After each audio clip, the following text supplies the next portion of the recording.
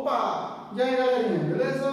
Professor Dalton Andrade aqui para mais uma aulinha com vocês, tranquilo? Então, a aula de hoje nós vamos trabalhar leis de Newton, certo? Que no caso são 3 leis. A primeira é a lei da inércia, a segunda é uma equação que nós vamos trabalhar e a terceira lei, a lei da ação e reação. Só para você se situar no conteúdo, lei de Newton é a parte de dinâmica, tá certo? No caso, a dinâmica, o propósito dela é explicar o quê? É a força que está causando esse movimento, ou então, no caso, a força que está fazendo o movimento parar de acontecer. Então, essas 3 leis vão fazer menção à força, tá certo? Então, aqui, a primeira lei de Newton, o que ela fala? Lembrando que eu coloquei em poucas palavras, né, para ficar uma coisa mais rápida, tá certo? Então, a primeira lei de Newton, ela fala assim, ó, todo corpo em movimento, ele tende a permanecer em movimento.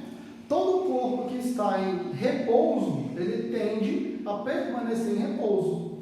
Corpo que está em repouso, ele vai tender a permanecer em repouso. E o corpo que está em movimento, sendo que esse movimento, ó, MRU, ele vai tender a permanecer em movimento.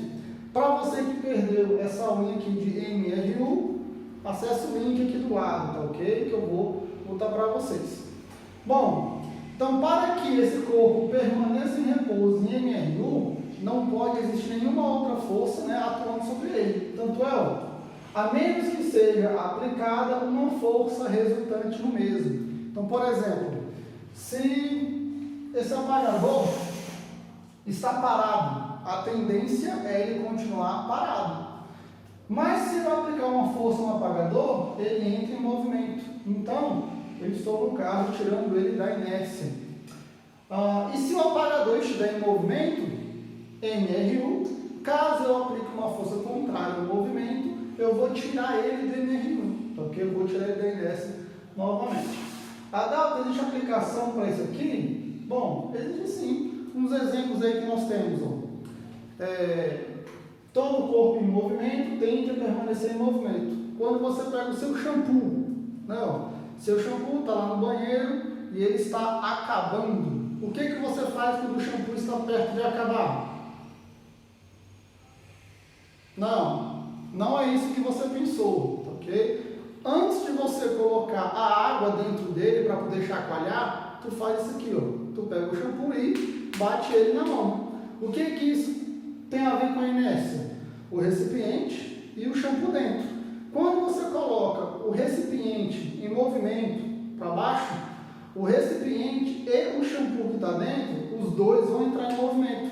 Quando você cessa o movimento de uma vez, o recipiente cessou o movimento, mas o líquido que estava dentro está em movimento e a tendência é continuar em movimento, tá ok? Então por isso que o shampoo vai descer. Outro exemplozinho rápido.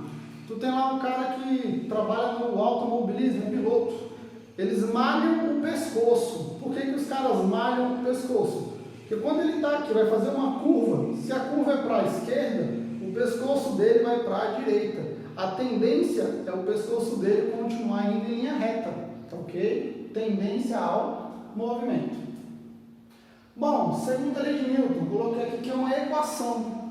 Então, aqui na segunda lei, nós vamos ter que a força resultante é igual a massa vezes a aceleração, ok? Então, essa equação, apesar de você achar que é uma equação simples, ela não é tão simples assim, ok? Tem muitos jeitos diferentes de você aplicar essa equação. Esse F é a força resultante. Esse M é a massa e o A é a aceleração.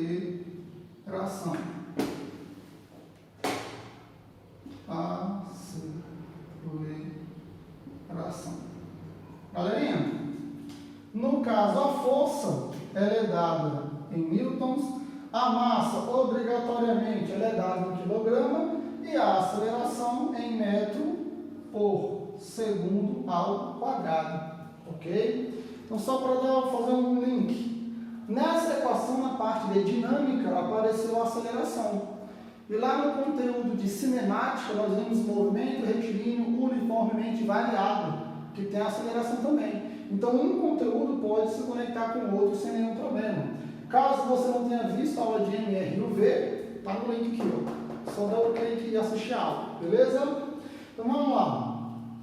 A massa do corpo é quilograma, a aceleração metro por segundo ao quadrado e o detalhe. A força resultante é a soma de todas as forças que atuam no objeto. Lembrando, se as forças apontam para o mesmo lado, você soma. Se elas apontam para lados opostos, você subtrai. E se elas forem perpendiculares, você faz Pitágoras, tá certo? Força resultante, no caso, teve uma aula anterior aí, acesse o link aqui, ó, que dá para você dar uma revisada, tá certo? Sobre a resultante aqui. Esse conteúdo é um conteúdo que tem muito pré-requisito, então não pegue essa aula como a primeira que você vai trabalhar, ok? Eu vou fazer uma próxima aula só para detalhar um pouco mais a segunda lei. A princípio, eu vou só mostrar para vocês, ok? Bora aqui, fechar. Terceira lei de Newton, ação e reação. Aí você pensa assim, Dalton, quer dizer que para toda ação existe uma reação? Mas vamos focar aqui, ó. Essa ação e reação faz menção à força. Toda força aplicada, que no caso é a ação, ela vai ter uma força de reação, tá ok? E essa força de reação, cadê aqui, ó? Ela vai ter o mesmo módulo, a mesma direção e sentido oposto. Adalto, o que é módulo, o que é direção e o que é sentido? Vamos lá, de novo, mais uma, ó. Aqui, ó. Vou colocar o link da aula em que eu trabalhei a diferença entre grandeza escalar e vetorial. Aí você puxa lá, tá certo? Vamos embora. Deixa eu apagar esse lado aqui. Pronto, 3 segundinhos aí para vocês copiarem.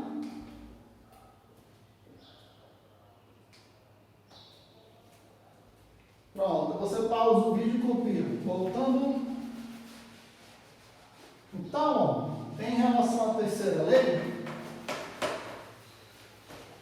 vou representar aqui uma parede e a força de ação. Eu vou aplicar uma força de 10 newtons. Mas vamos lá.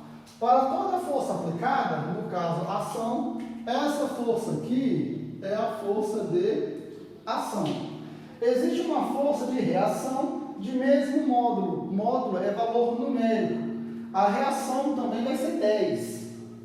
Mesma direção, essa força está na horizontal. Então a reação, ela também vai estar na horizontal. E o sentido? Sentido oposto. Essa força é 10 horizontal para a direita. A reação, ela vai ser também 10 newtons horizontal para a esquerda.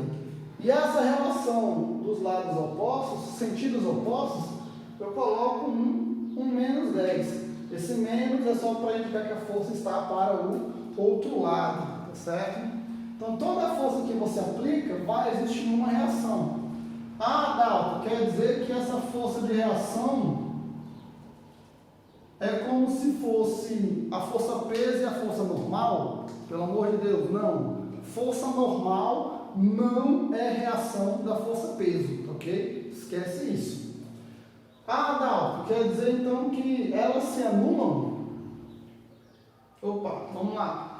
Naquela linha de vetores, nós vimos o quê? Forças para o mesmo lado, soma. Lados opostos, subtrai. Se são forças iguais em lados opostos, realmente cancela. Mas repara no seguinte, naquela aula anterior dos vetores, nós tínhamos um único bloco com duas forças atuando no mesmo. Duas forças para o mesmo lado em um corpo, duas forças para lados opostos no mesmo corpo. Aqui, ó, Na ação e reação, são duas forças em dois corpos diferentes. Como assim?